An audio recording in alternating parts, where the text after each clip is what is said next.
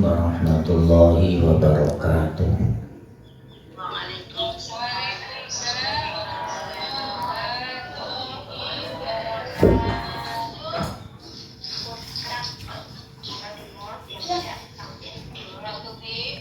Bismillahirrahmanirrahim.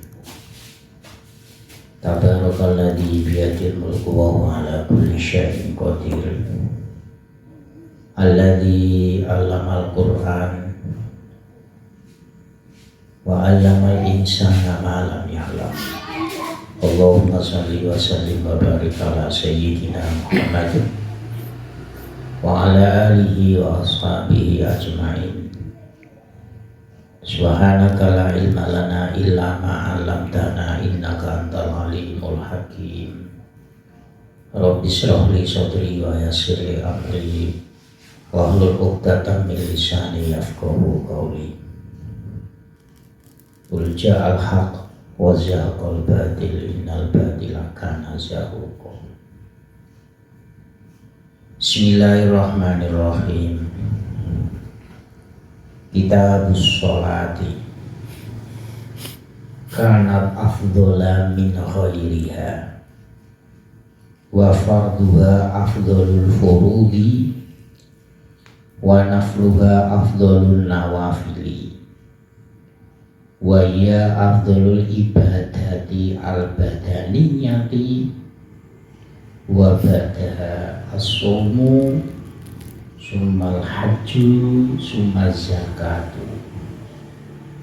Hadza inda tasawi zamani al-masrufi fil ibadati wa illa fa kaifa yafdulu sawmu yaumin masyaqil haji au kaifa yafdulu rokatani sauma yaumin.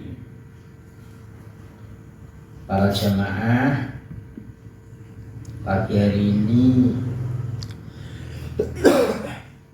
materi sudah memasuki tentang zakat, tentang sholat. Sholat adalah ibadah yang lebih utama dibandingkan ibadah-ibadah lain. Karena ittifaq sudah menjadi maklum bahwa ibadah yang paling wajib di antara wajib yaitu ibadah sholat 5 waktu. Dan kefarduan atau kewajiban dalam sholat seperti takbiratul ihram, ruku, sujud dan lain sebagainya, ini adalah lebih utama dibanding fardu-fardu yang lain. Ya misalkan puasa, ibadah zakat, ibadah haji, itu juga fardu. Tapi lebih utama fardu daripada kefarduan dalam sholat. Karena ibadah besok di hari kiamat yang ditanyakan terlebih dahulu itu adalah ibadah sholat. Kalau ibadah sholatnya baik, maka ibadah-ibadah yang lain dicatat ibadah yang baik atau menjadi ibadah yang baik. Sebaliknya, kalau ibadahnya sholat itu kurang baik atau tidak benar, sholatnya rasa-rasen, malas melakukan ibadah sholat, maka ibadah-ibadah yang lain itu dicatat juga ibadah-ibadah yang kurang baik. Dalam hadis as-sholatu imaduddin, faman aqamaha faqad aqamatin wa man tarakaha faqad hadamatin. Jadi ibadah sholat adalah ibadah pokok. Kalau bangunan ini adalah pondasi. Ya, kalau ini namanya pondasi, kalau bangunannya itu kuat, pondasinya kuat, maka bangunan-bangunan konstruksi yang lain ini pun akan menjadi kuat. Sebaliknya kalau pondasi agama yaitu sholatnya itu rapuh, tidak kuat, maka struktur bangunan-bangunan yang lain pun juga ikut rapuh, akan mudah roboh. Jadi kalau sholatnya kuat, karena sholat itu menjadi imaduddin, pondasi agama, maka berikutnya ibadah-ibadah yang lain pun akan menjadi kuat. Maka sholat 5 waktu, fardu, wajib, rukun dan lain sebagainya itu dikatakan fardu yang paling utama. Wa nafluha afdhalun nawafil, pun juga kesunahan-kesunahan dalam sholat. Misalkan membaca tasbih itu sunnah, mengangkat tangan ketika takbiratul ihram dan seterusnya itu sunnah. Itu lebih utama daripada ibadah-ibadah sunnah yang lain. Jadi ya memang karakter orang itu kan sendiri-sendiri. Ada yang seneng puasa sunnah terus, tapi ibadah sholat yang wajib rapatek diperhatikan. Enek sing sunat senengane iku sedekah, amal-amal sregep gak karo-karuan, tapi ibadah sholat itu males. Nah, hal-hal seperti ini harus kita mengerti. Jangan sampai kita itu membolak-balik. Ibadah yang wajib, yang fardu itu seakan-akan kita anggap seperti sunnah, istilahnya itu remeh. Tapi ibadah-ibadah yang mestinya itu sunnah itu seakan-akan kita anggap wajib. Contohnya banyak. Apa contohnya? Sholat Idul Fitri, Idul Adha itu kan sunnah muakkad. Tapi yang melakukan itu berduyun-duyun, rebutan, dipersiapkan semaksimal mungkin. Padahal itu sunnah. Tapi sedangkan sholat yang fardu 5 waktu, mulai zuhur, asar, maghrib, isya dan subuh, itu yang mestinya itu wajib dan itu fardu, tapi kadang-kadang itu malah diremehkan. Coro Jawa ini ngentengake. Ya ini kan kadang-kadang dibulak balik. Jadi jangan sampai itu, kalau dalam kitab Sulamul Taufik, jangan sampai ibadah yang wajib kita yakini seperti sunnah, dan dibalik ibadah yang sunnah itu kita yakini seperti wajib. Itu nggak boleh. Wa ya afdhalul ibadati al-badaniyati. Sholat, ya ibadah sholat ini adalah lebih utama-utamanya ibadah yang sebangsa badan. Dalam hal ini sebangsa badan itu yang rutinitasnya itu gerakan-gerakan tubuh. Rangkaian ibadah haji, umroh, semuanya itu badaniyah, nggak ada yang bacaan, itu tidak ada. Di ibadah wajib bagi yang mampu, ini ibadah haji, ibadah umroh, itu tidak ada bacaan, semuanya gerakan. Sedangkan membaca doa ini, kalimat ini itu hanya sunnah. Coba kita mulai dari tawaf. Tawaf itu memutari Ka'bah 7 kali. Itu kan gerakan tubuh. Lalu sa'i itu juga mulai dari Bukit Sofas dan sampai Bukit Marfa berulang kali selama 7. Itu pun juga gerakan badani yang nggak ada doanya, spesialis doanya itu nggak ada. Istilahnya yang rukun atau wajib itu tidak ada, semuanya itu doa atau bacaan itu sunnah. Lalu wukuf di Arafah ya kemarin. Berarti kalau hari ini di Mekah sana di Arab Saudi sudah hari raya Idul Adha. Di Arafah wukuf itu hanya wukuf, berdiam diri. Sedangkan berdoa, membaca ini dan membaca itu pun hukumnya juga sunnah. Yang wajib adalah wukuf. Wukuf itu ya berdiam di padang Arafah.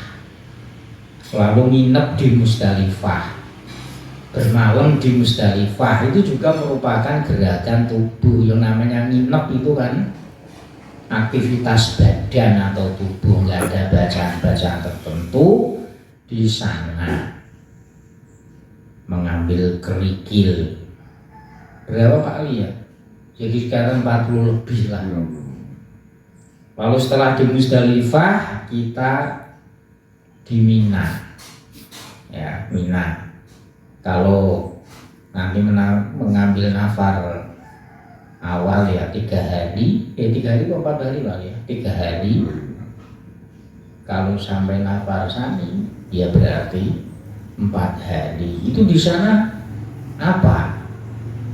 Melempar jumroh. Melempar jumroh itu juga merupakan gerakan tubuh, al-ibadah al-badaniyah. Ibadah yang sifatnya itu gerakan tubuh, tidak ada bacaan-bacaan tertentu. Malah ada ajaran yang ekstrim. Piye wali bacanya itu? Niat ingsun balang setan pinter. Ini sebenarnya tidak ada.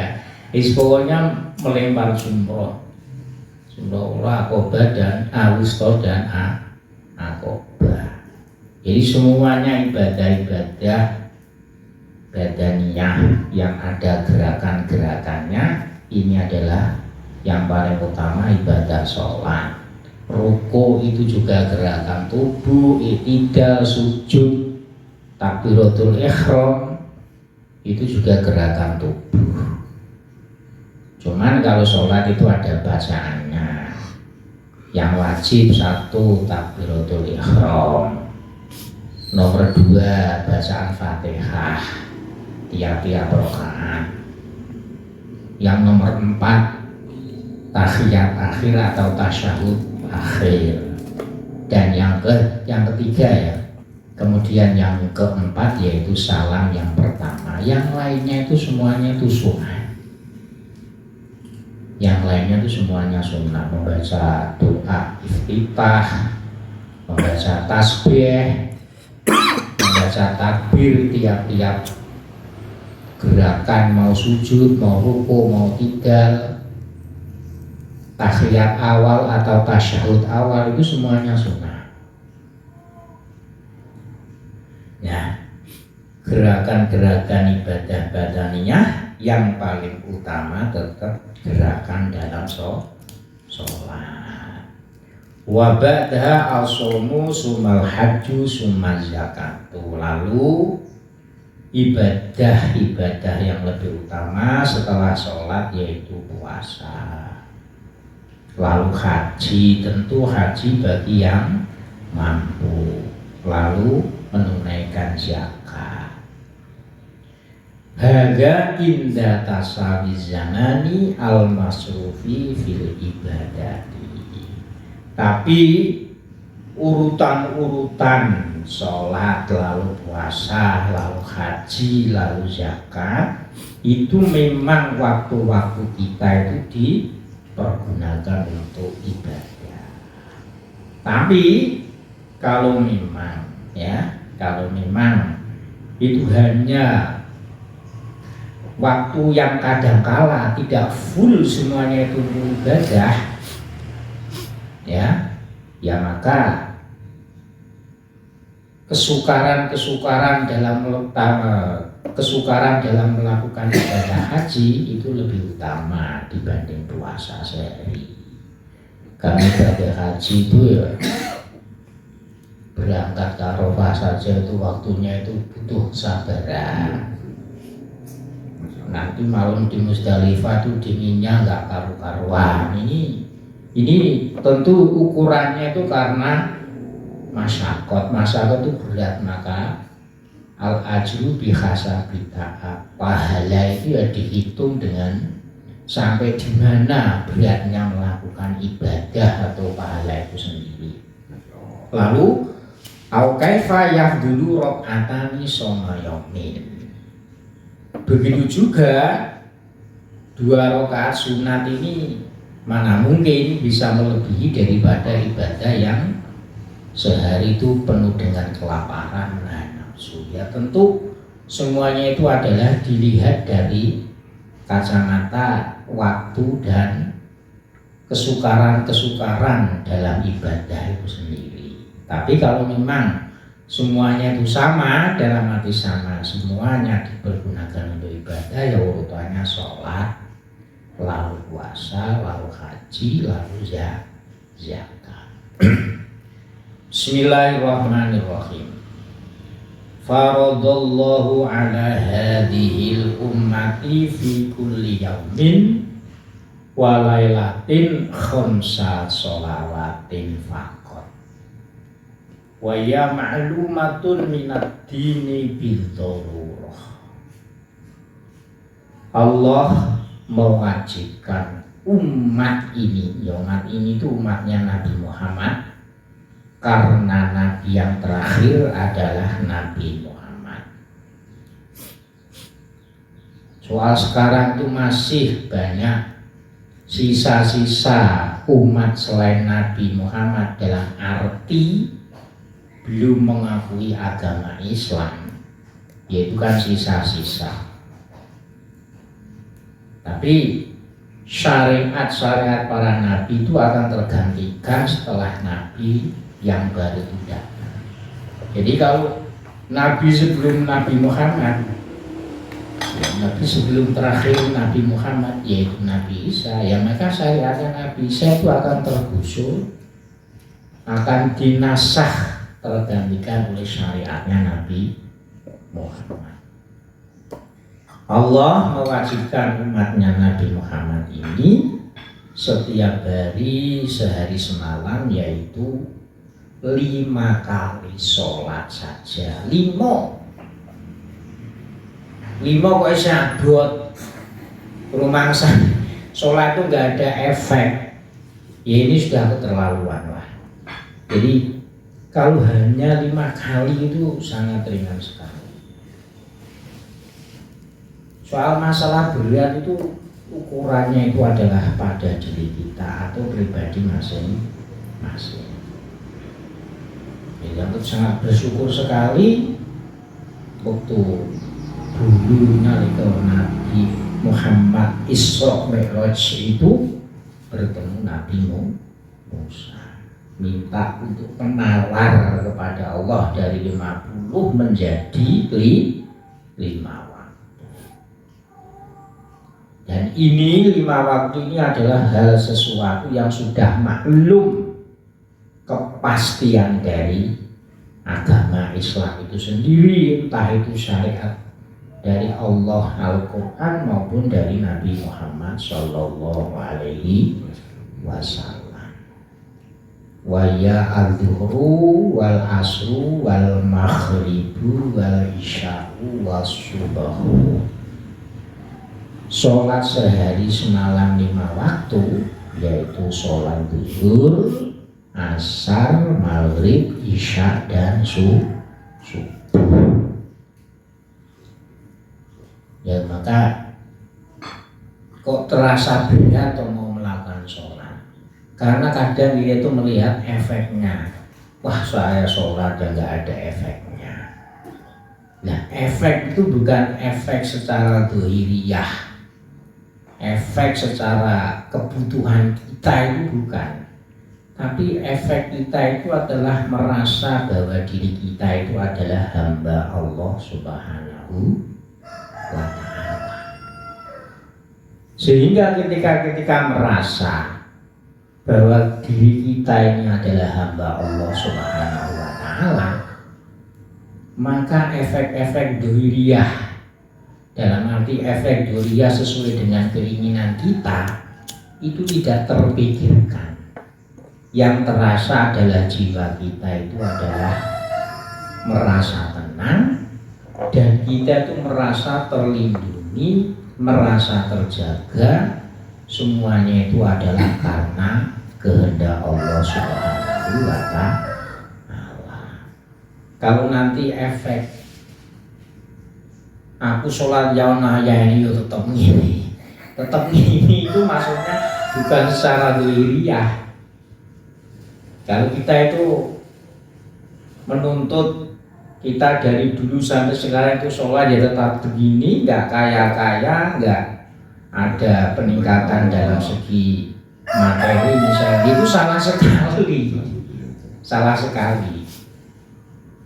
Karena sholat itu ibadah itu adalah komunikasi antara hamba kepada Allah Subhanahu wa Ta'ala. Jadi kalau sholat itu dituntut, diri kita yang menuntut agar supaya kita itu ada peningkatan dalam segi kebutuhan kita atau dohiriyah kita, ya kita tidak boleh. Berarti sholat kita itu karena terpaksa. Aku nak sholat semini rakaat, pangkatku kan muda, dunyoku dan muda, ini keliru. Itu enggak ada. Sholat sing akhir dadi sugih itu enggak ada. Itu yang penting sholat, soal masalah kaya atau tidak, derajat maupun tidak, itu semuanya adalah sudah merupakan qudroh irodahnya Allah. Jadi sholat wajib satu zuhur 4 rakaat, asar 4 rakaat, maghrib 3 rakaat, isya 4 rakaat, lalu subuh 2 rakaat. Berarti itu 17 rakaat. Wala tajtami'u hadhil khamsu li wajhi nabiyina Muhammadin sallallahu alaihi wasallam. Walhasilu anna subhali adama min ghairi khilafin fiha. Wa zuhru li Dawuda wa qila li Ibrahima wal asru li Sulaimana wa qila li Yunusa wa qila lil Uzairi wal maghribu li Isa wa qila li Dawuda wa qila li Yaquba wal isya'u li Musa wa qila li Musa wa qila li nabiyina wa khussat biha hadhil ummatu wa huwa al-ashahu kama qala al-mutabi'in.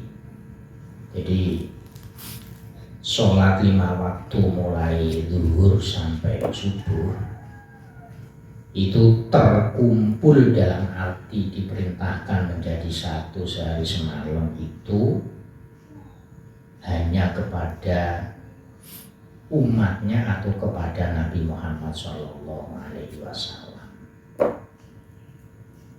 Nah, kalau subuh, sholat subuh itu dulu adalah dikhususkan kepada Nabi Adam. Jadi ketika dalam arti di syariatnya itu kepada Nabi Adam. Jadi Nabi Adam nggak ada sholat zuhur, asar, maghrib, banyak sholat subuh. Cuman di sini atau saya belum menemukan apakah dulu ketika Nabi Adam itu sholat subuh itu apakah ya 2 rakaat. Ini jelas min ghairi khilafin fiha. Jadi dulu itu yang diperintahkan Nabi Adam hanya sholat subuh, nggak ada sholat selain subuh, hanya subuh. Kemudian kalau sholat zuhur itu kepada Nabi Dawud. Wakilah sebagian ada yang berpendapat sholat zuhur itu untuk Nabi Ibrahim. Lalu sholat asar ini diperuntukkan dalam arti disyaratkan khusus kepada Nabi Sulaiman.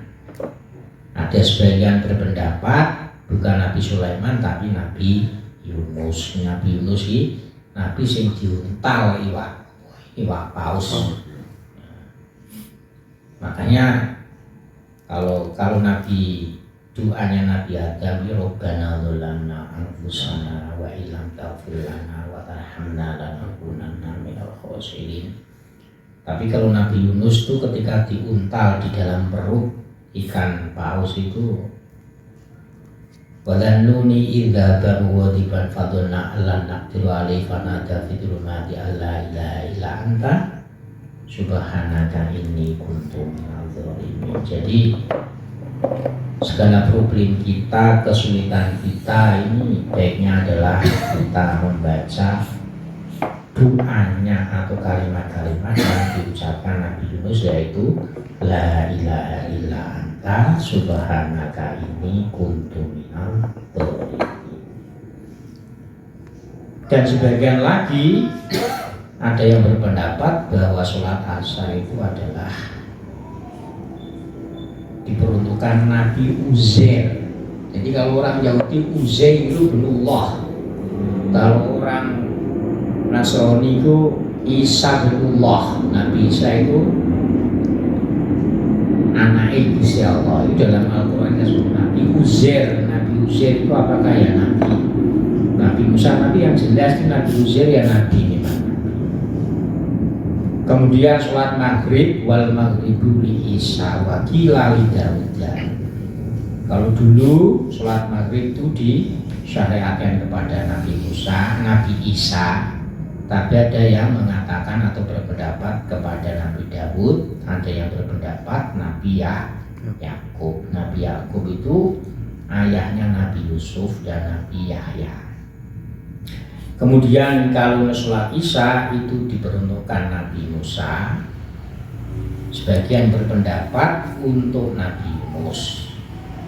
Tapi juga ada yang berpendapat lagi diperuntukkan Nabi Muhammad Sallallahu Alaihi Wasallam. Dan seluruh sholat mulai subuh yang diperuntukkan Nabi Adam dan seterusnya ini diperuntukkan kepada umatnya Nabi Muhammad Sallallahu Alaihi Wasallam. Dan ini tentu pendapat yang sahih yang diriwayatkan oleh Imam Al-Mudabbiri.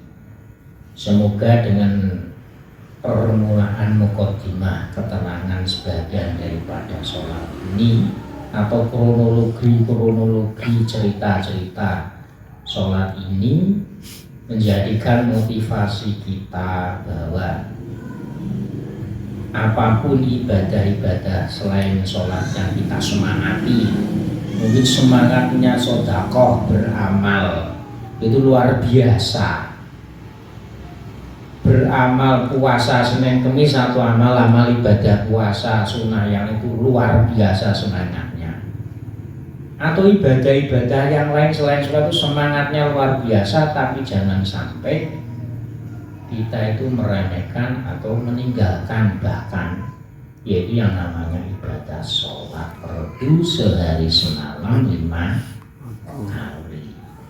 Para jemaah yang saya muliakan, semoga bermanfaat dan mari kita tutup dengan bacaan doa syai'ulillahi lana walahu